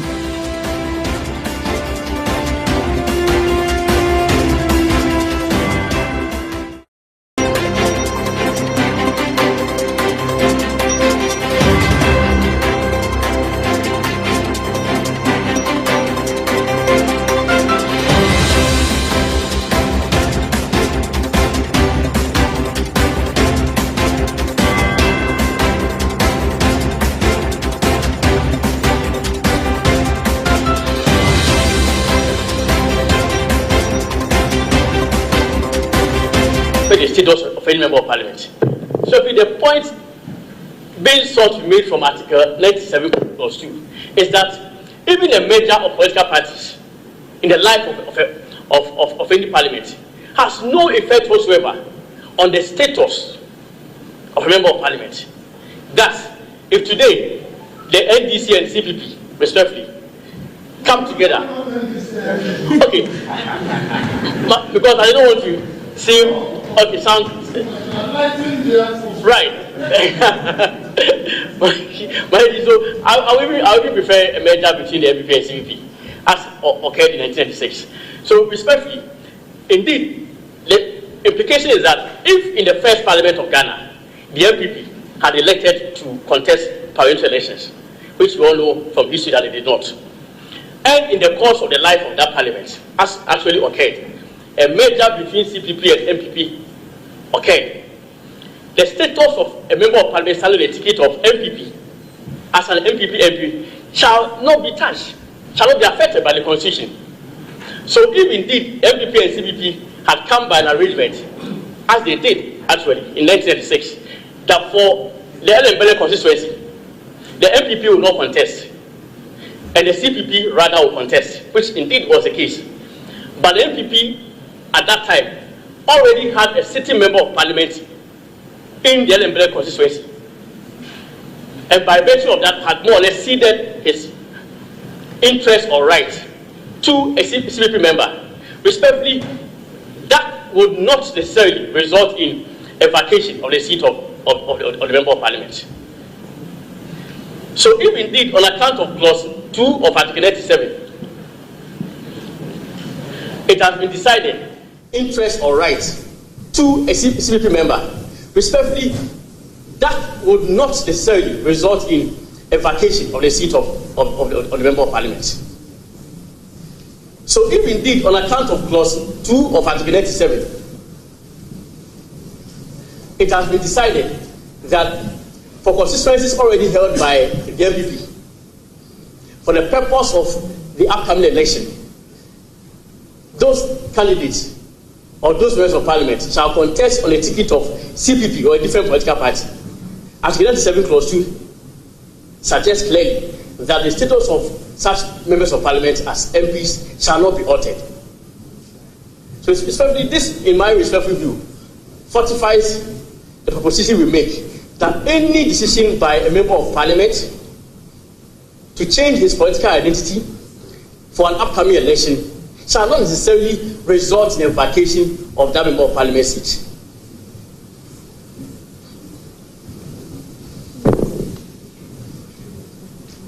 I don't know if I'm making myself up. I'm moving.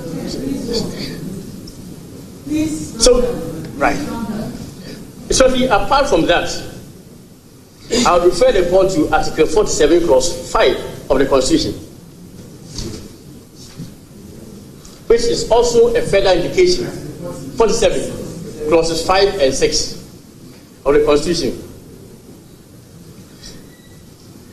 which talks about alteration of the borders or boundaries of constituencies.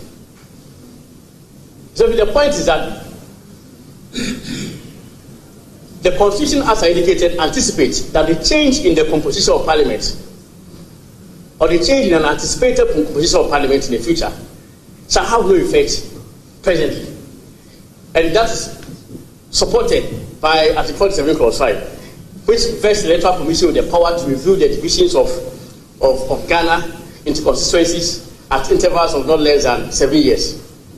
Especially as we stand before the court. Indeed, the number of constituencies for the upcoming 2024 elections has been altered by the Electoral Commission. Rather than 275 constituencies, we will have 276 constituencies in the December 2024 elections because of the alteration of the boundaries of the Buem constituency, with the result that there has been a creation of a new constituency for what we call the Sao people, the Santo Kofi, Lolobi, and Alpafu area. Clearly, the alteration of the boundaries of the existing Buem constituency now has not affected the status of a member of parliament sitting as MP in the Buem constituency. That alteration only has effect in the December 2024 elections. So the point I'm making is that it is so clear from the Constitution that whenever a member of Parliament decides to change his political identity, or indeed the Constitution itself seeks to enforce a change in the composition of Parliament for the next election, it has no effect in the current term. If that were the case, presently, the SAR people would vote now and elect their MP, but they cannot vote now and elect their MP. They must wait until December 2024. I'll quickly wrap up with a swift address of issue 3, which is whether or not the declaration by the Speaker of Parliament of 4 vacancies. I have a question. Right. And my question is, what is the point of the provision in Article 97(1)(g)(h)? Why did the framers of the Constitution put them there? Right. I know you have addressed it in your, yes. if you don't mind. I know you have addressed it in your submissions, but I think that by reason of the last point made regarding Article 47(5), we need to have some light shed on it. So the purport of Article 97(1) and G is to prevent situations where a person in the life of a current Parliament seeks to alter his political identity. That is frowned upon by the Constitution. So that if a person comes to Parliament or having been elected as a member of Parliament for a specific term as an MPP candidate or whatever political party candidate, in the course of the term of that Parliament wishes to move to a different political party, the Constitution says that's prohibited. If the person also seeks to continue, and that is indicated by the use of the word seeks to remain in Parliament. If the person seeks to continue his tenure as an MP during that term of Parliament as an independent candidate, that's prohibited by the Constitution. Indeed, such situations have occurred in this country. It is not without history or antecedent. So clearly, the Constitution anticipated a change of one's political identity within the term of the current Parliament, and not an anticipation. Mr. Dami, can you give us 1 or 2 instances where such occurred? Exactly. Historical answers. Right. Especially in the first Parliament of Ghana, there were about 3 or 4 instances whereby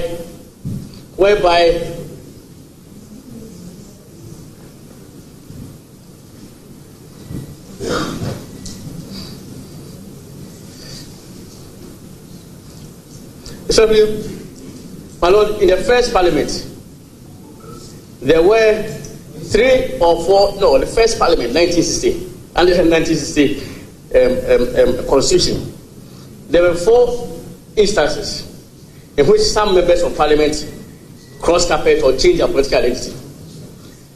There were the cases of J.A. Brima, Mumuni Baumia, Tampuri, and the Tolona. They crossed carpet from the then governing CPP to join a different political party. Others also crossed carpet from the opposition party to the governing CPP. In view of that, the court would note that the 1960 Constitution had no such provisions at all. In view of that, for the very first time in 1969, a provision to that effect was enacted. And I refer the court to Article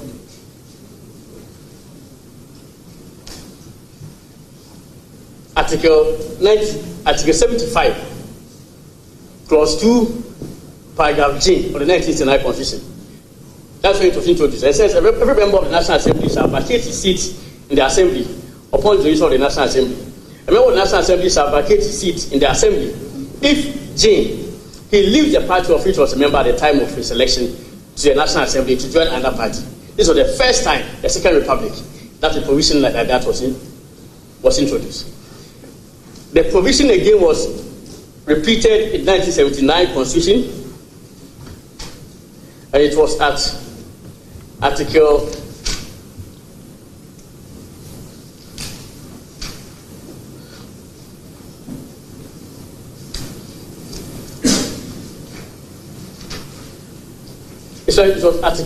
79.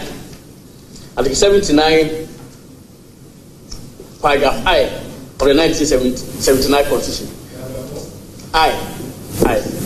It says, a member of Parliament shall vacate his seat in Parliament in I, if he leaves the party of which he was a member at the time of his election to join Parliament, to join another party. At the time of his election, to join another party.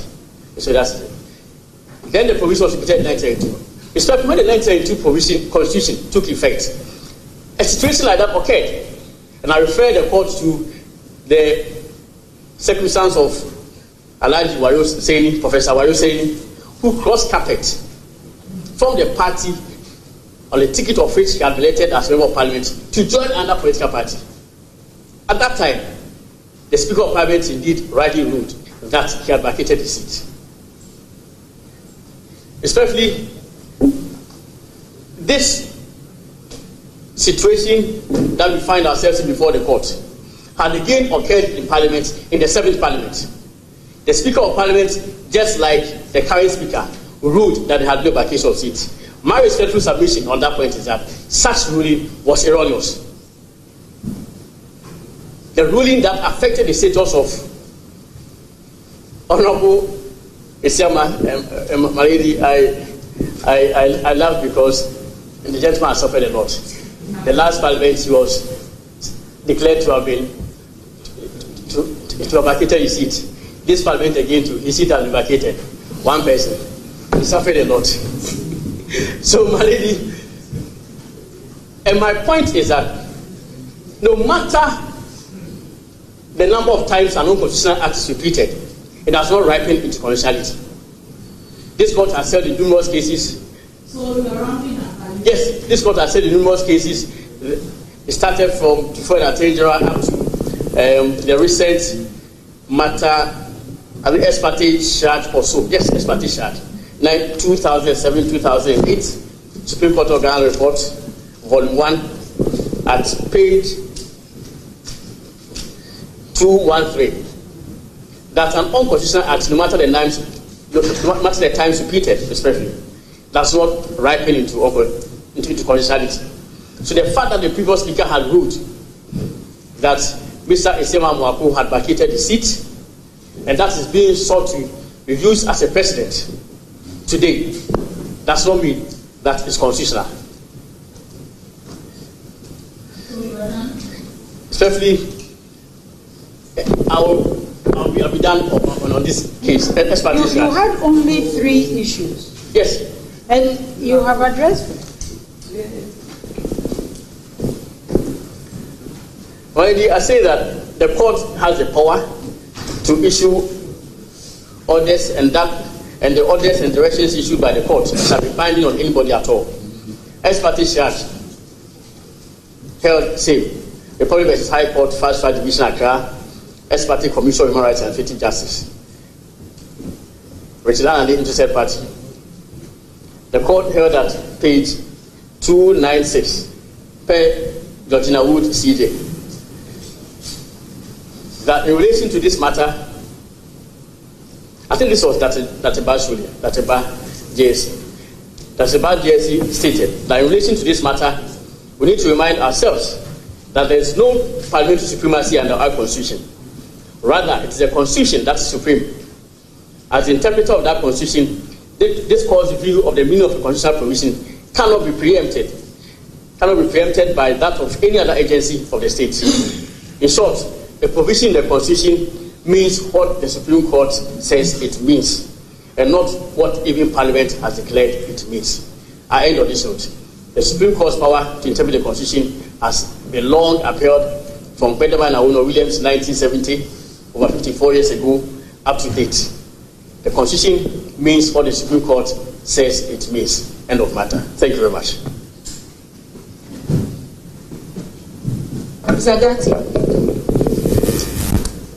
It has been expressed that around the table that you are not allowed to speak, and yet the Attorney General has spoken extensively.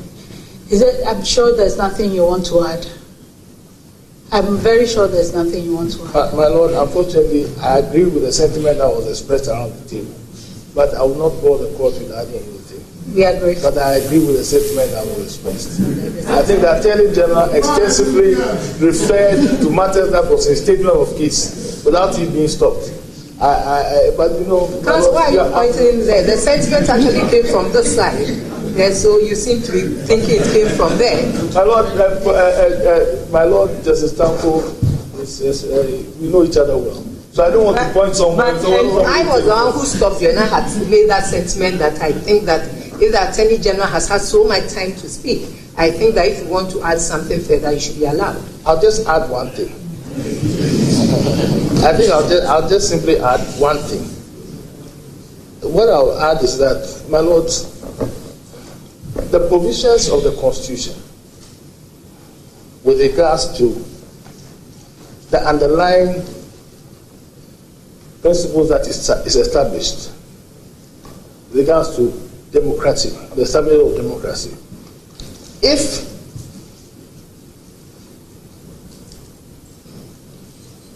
we interpret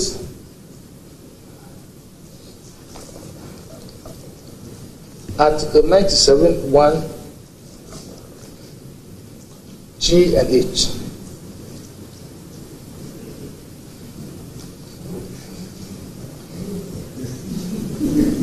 my Lord, the Stanford. No. I haven't talked about the law. No. It is not. My Lord, you know, there's no art of finding a mind's construction and a man's face. Please finish. Yes. My Lord, should it be interpreted in a futuristic manner, it will totally undermine the rights of an individual to freedom of association. And Article 21 of the Constitution. It will mean that once you come into Parliament under one party or as an independent, you must remain there forever.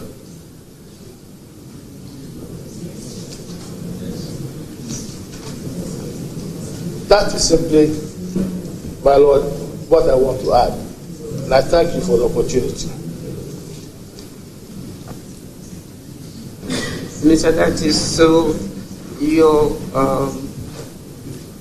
memorandum of issues, the 8, you still think they are all germane to the matters we are hearing? The 8 issues that you've raised, you haven't said anything about it. Nobody has said anything about the memorandum of issues. So I just want to know whether all the 8 issues that you've raised. My Lord, just as the release, we focused on the release relating to Article 97(1) J and H. The memorandum of issues 2, we will end at issue 4. But 5 says you've mentioned Article 97(1) J and H. So if you end 4, what are you telling us? We consolidate 1 to 4 deals with the vacation of office. At memorandum 5 deals with whether the Speaker has the power to give the ruling to him or not. And my submission that it has, we've addressed this sufficiently in our statement of case. Okay. Thank you. Thank you.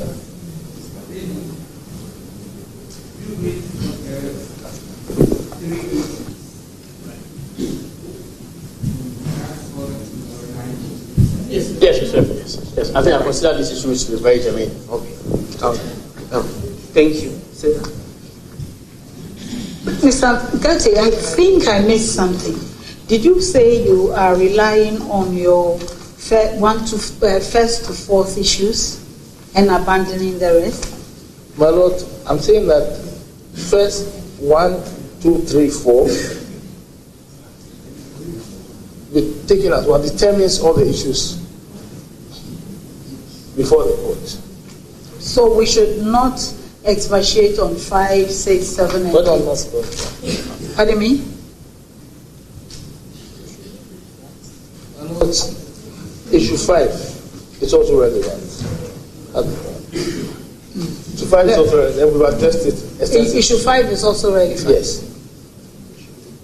And then issue 8. 6 and 7 can be abandoned.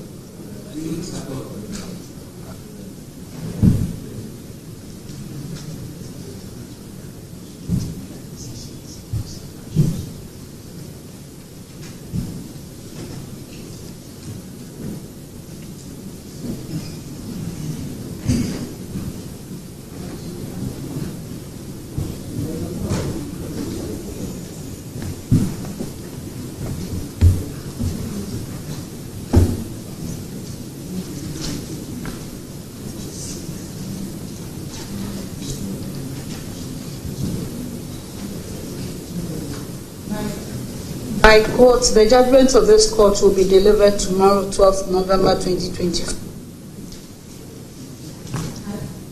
Yeah.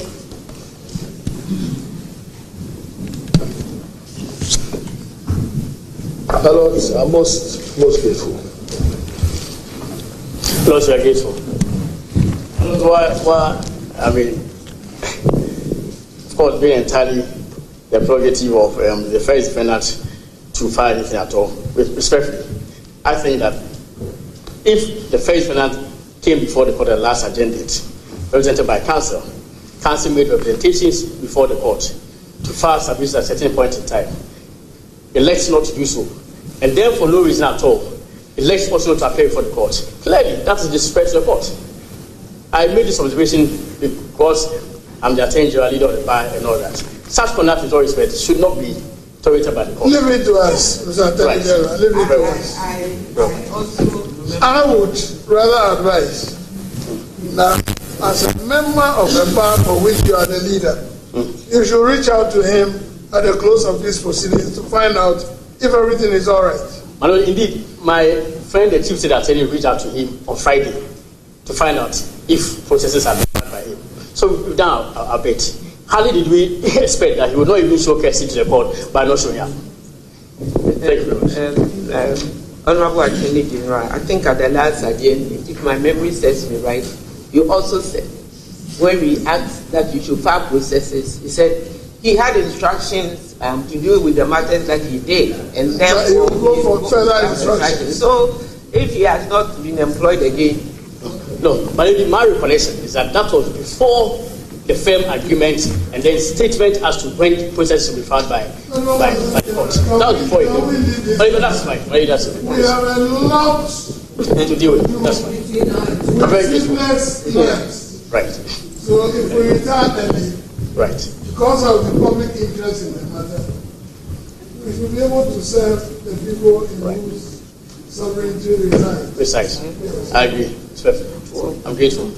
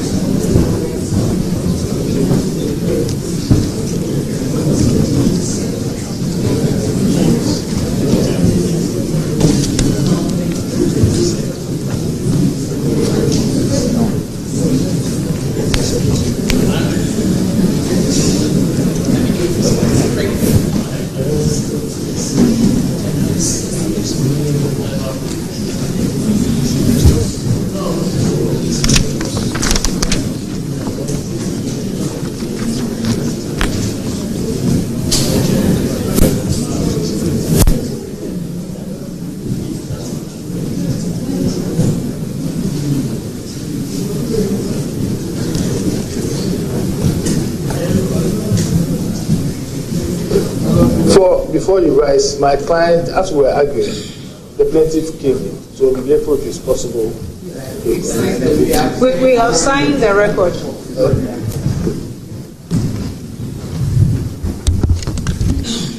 Panel will be reconstituted. All rise.